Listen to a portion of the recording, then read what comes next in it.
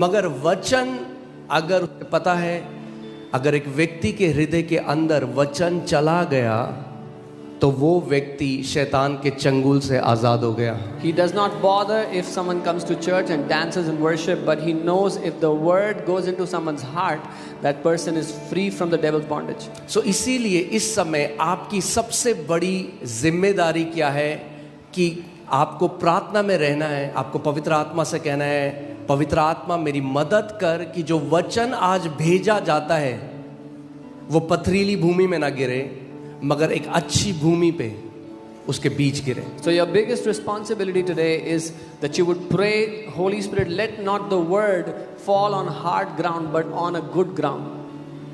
Okay, आज तीसरा भाग है. This is the third part of the series.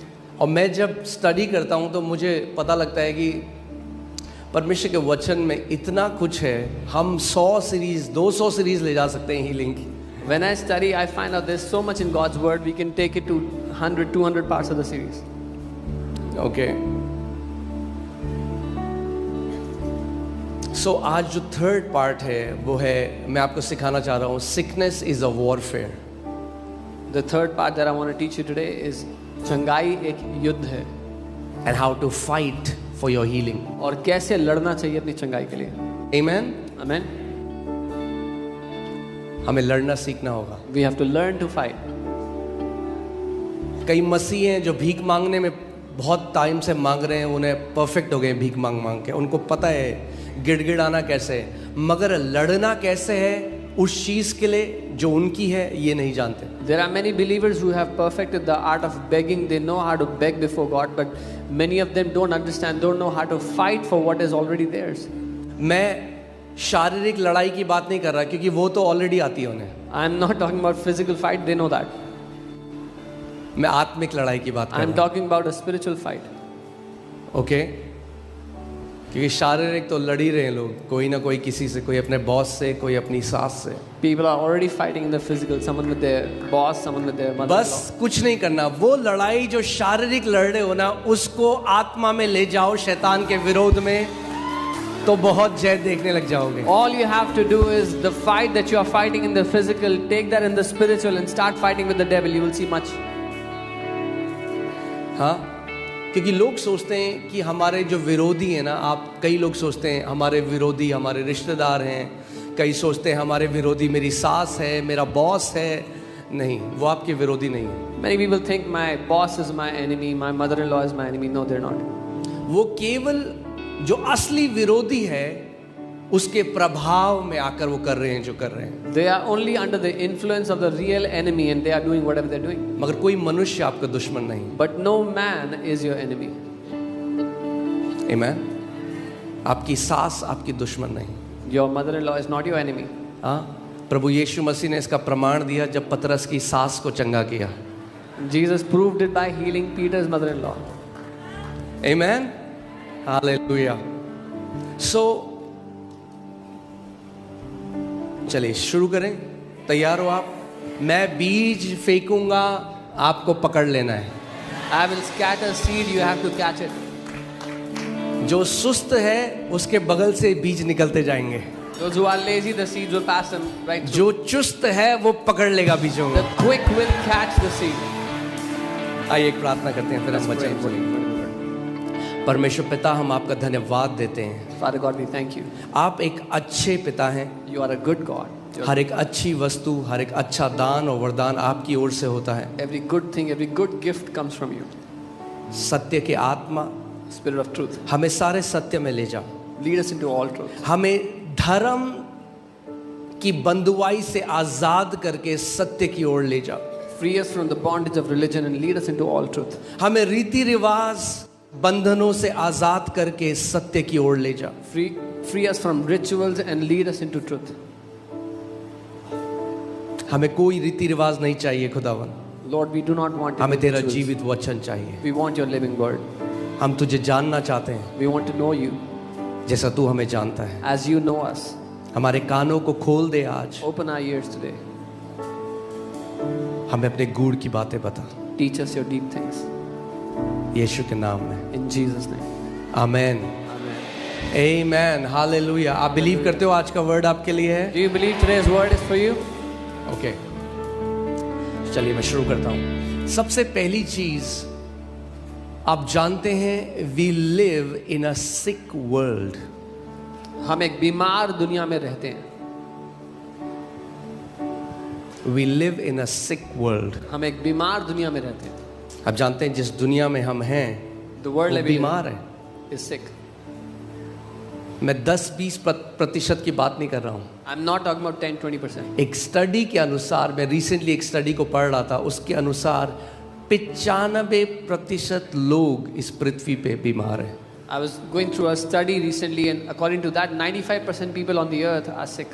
Okay, so आप ये देख सकते हैं, the global burden of disease study and population health metrics states that approximately 95% of the global population experienced health issues at some point during the year, with only 5% remaining completely free from health problems.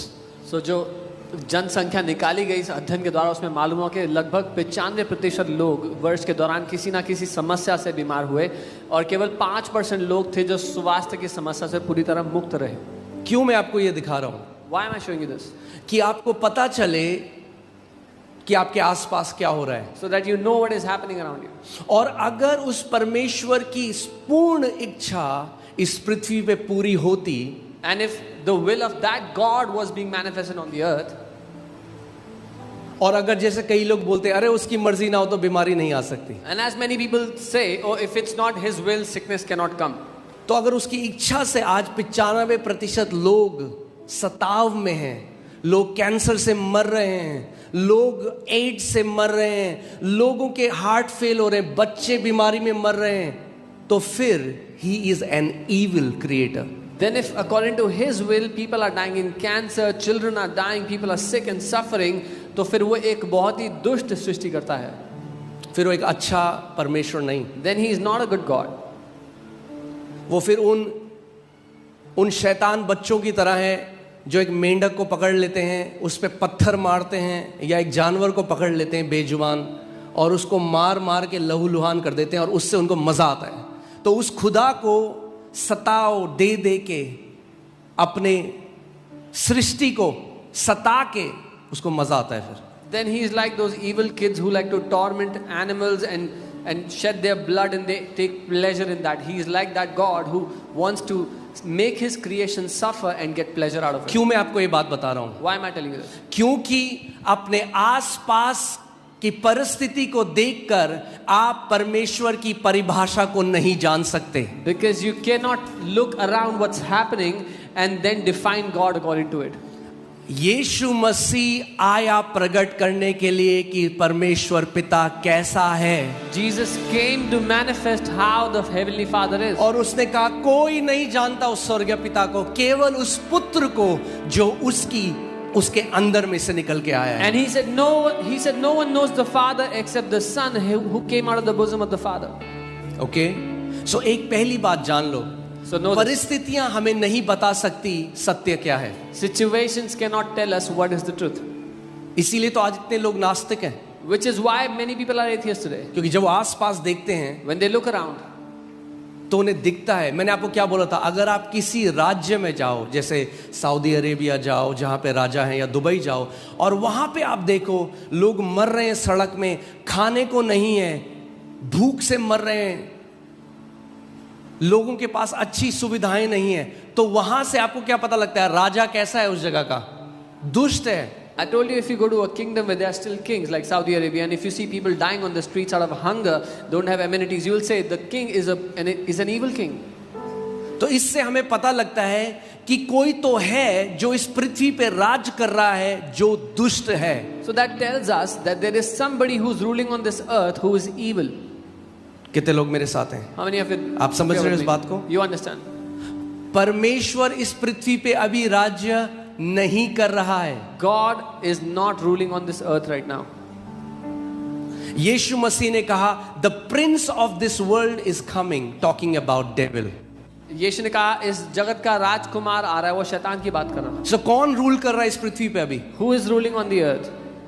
क्योंकि जब आप आसपास देखो तो आपको पता लग जाएगा कोई विकेट बंदा है जिसको मजा आ रहा है सताव देकर लोगों को. Because when you look around, you see there is someone who is evil, who is getting pleasure by tormenting people. क्योंकि पृथ्वी पर अभी उस खुदा की इच्छा पूरी नहीं हो रही. Because the will of that God is not being perfected on the earth right now. इसीलिए प्रभु यीशु मसीह ने हमसे कहा कि तुम ऐसे प्रार्थना करो कि हे हमारे पिता तू जो स्वर्ग में है, तेरा नाम पवित्र माना जाए, तेरी इच्छा पृथ्वी पे पूरी हो जैसे स्वर्ग में पूरी होती है. This is why Jesus taught us to pray like this. Hallowed be thy name and let your will be done on earth as it is done in heaven. यानी पृथ्वी पे उसकी इच्छा पूरी नहीं होती. That means his will is not done on the earth. इसीलिए तो प्रभु ने कहा मैं ये प्रार्थना करो. This is why the Lord said pray like this. स्वर्ग में उसकी इच्छा 100% पूरी होती है. In heaven his will is done 100%. इसीलिए स्वर्ग में कोई आंसू नहीं, इसीलिए स्वर्ग में कोई कैंसर नहीं, इसीलिए स्वर्ग में कोई रेप नहीं होता, इसीलिए स्वर्ग में कोई बच्चा बचपन में नहीं मरता, क्योंकि एक अच्छा पिता है जो राज्य कर रहा है स्वर्ग में. Which is why there are no tears in heaven, no cancer, no child dying in sickness, because a good God, a good Father is ruling in heaven.